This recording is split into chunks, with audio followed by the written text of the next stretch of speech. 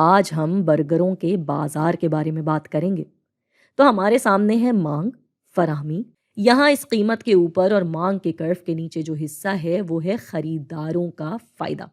جتنی قیمت وہ ادا کر رہے ہیں اس سے زیادہ ملنے والا فائدہ، تو یہ ہے صارف کا اضافی فائدہ۔ اور اس قیمت والی لکیر کے نیچے اور فراہمی کے کرف کے اوپر ہمارا پیداوار کرنے والے کا فائدہ۔ جتنا پیداوار کرنے والے اس میں پیسہ لگا کر کما رہے ہیں یہ اس سے زیادہ والا فائدہ ہے۔ یہ والا فائدہ ان کی لاگت موقع سے بھی زیادہ ہے۔ اب یہاں شاید آپ کو لگے کہ اتنے سارے برگر تھوڑی بکتے ہوں گے، وہ بھی ایک ہی دن میں۔ تو جی، بکتے ہیں، اس سے زیادہ ہی بکتے ہیں۔ کم از کم اپنے کراچی جیسے بڑے شہر میں تو آرام سے بک جاتے ہیں۔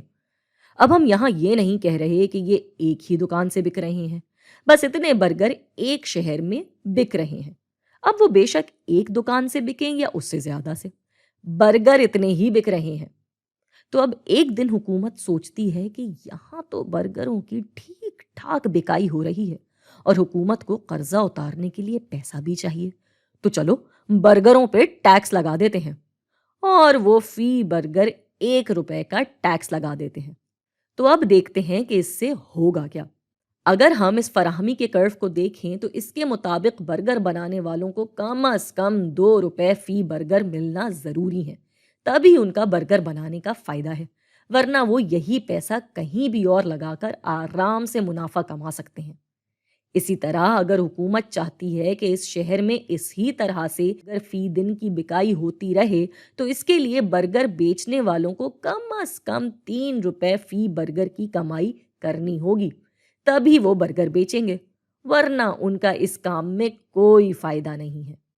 لیکن اب دیکھتے ہیں کہ ٹیکس لگنے کے بعد کیا حالات ہوں گے۔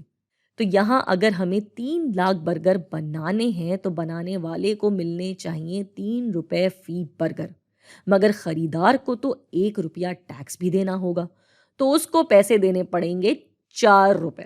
2 لاکھ برگر پہ پیداوار کو چاہیے ہوں گے 2.5 روپے، مگر صارف کو دینے ہوں گے 3.5 روپے۔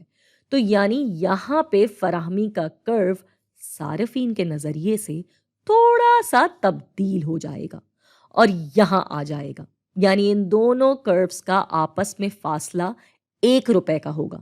تو اب چونکہ نہ صارف پرانی قیمت پہ برگر خرید سکتا ہے اور نہ پیداواری بیچے گا، ہمارے پاس آ جائے گی نئی قیمت توازن اور مقدار توازن۔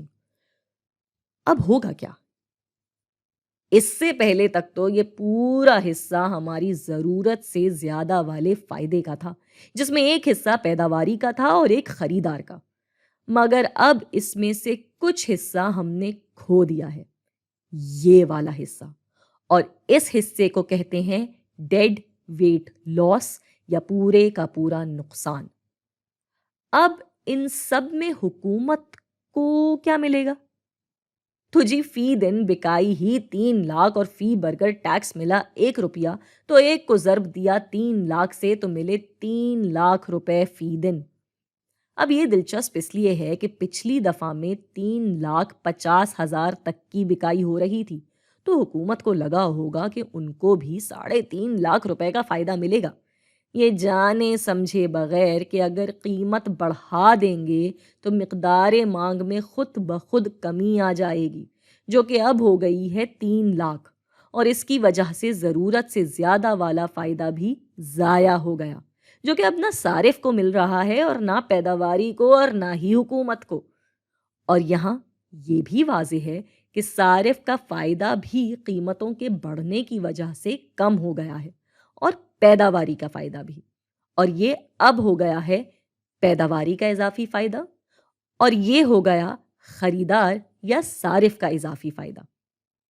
حکومتوں کے لیے ٹیکس لگانا ضروری ہے، اب چاہے وہ کسی بھی طرح کا یا کتنا بھی ہو، مگر جب بھی ٹیکس لگایا جاتا ہے تھوڑا بہت نقصان ضرور نظر میں آتا ہے، جس کی وجہ سے ڈیڈ ویٹ لاس بھی نظر میں آتا ہے، مگر ہاں، حکومت کو کچھ نہ کچھ پیسہ مل ہی جاتا ہے۔ اب یہ آپ پہ منحصر ہے کہ آپ اس کو اچھا سمجھیں یا برا۔